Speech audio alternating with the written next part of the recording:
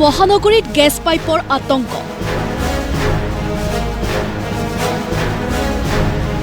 মাজনিশা অম্বিকাগিৰি নগৰত হুলস্থুলীয়া পৰিৱেশ। জলবিস্ফোৰণৰ পিছত এইবাৰ ৰন্ধন গেছৰ পাইপ বিস্ফোৰণৰ আশংকাত কঁপিছে অম্বিকাগিৰি নগৰ বাসিন্দা। মঙলবাৰে মাজনিশা হঠাৎ হোৱা লাগিছিল সমগ্ৰ অঞ্চলজুৰি।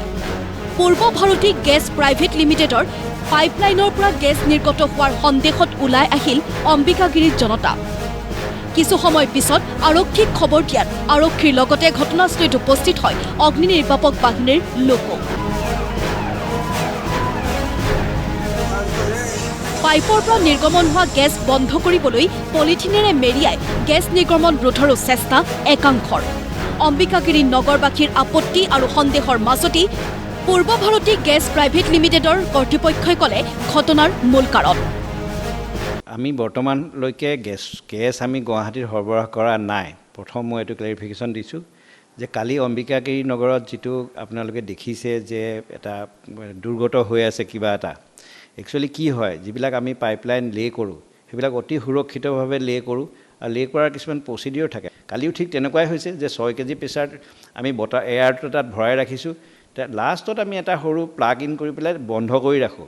সেই পইণ্টটো কিবা কাৰণত সেইটো খুলি যাওঁতে এয়াৰটো ওলাই আহিছে। এতিয়া আমি এয়াৰহে ভৰাইছোঁ, গেছ বৰ্তমানলৈকে গুৱাহাটীত অহা নাই। লগতে মহানগৰবাসীক ভয়ৰ কাৰণ নাই বুলিও আশ্বাস প্ৰদান কৰিলে পূৰ্ব ভাৰতী গেছ প্ৰাইভেট লিমিটেডৰ মুখ্য কাৰ্যবাহী বিষয়া মনোজ কুমাৰ বৰুৱাই।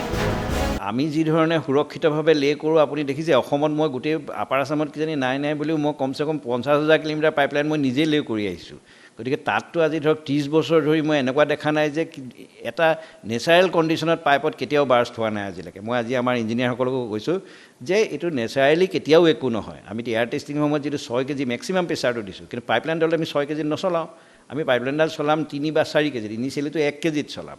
কিন্তু তাক জানিব লাগে যে আমি 6 কেজিলৈকে ই ল'ব পাৰিছে নাই, সেইটো কাৰণে এয়াৰ টেষ্টিং কৰা যায়। গতিকে এইটো লৈ পেলাই গুৱাহাটীবাসী শংকিত হোৱাৰ কোনো কাৰণেই নাই।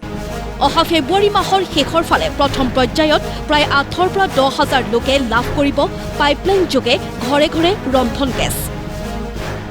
ফেব্ৰুৱাৰী মাহৰ শেষৰ ফালে আমি গেছৰ যোগান ধৰিম। হয়, চৰকাৰৰ এই প্ৰকল্প যদি সফল হয় তেন্তে উপকৃত হোৱাৰ দিশে গুৱাহাটীবাসী।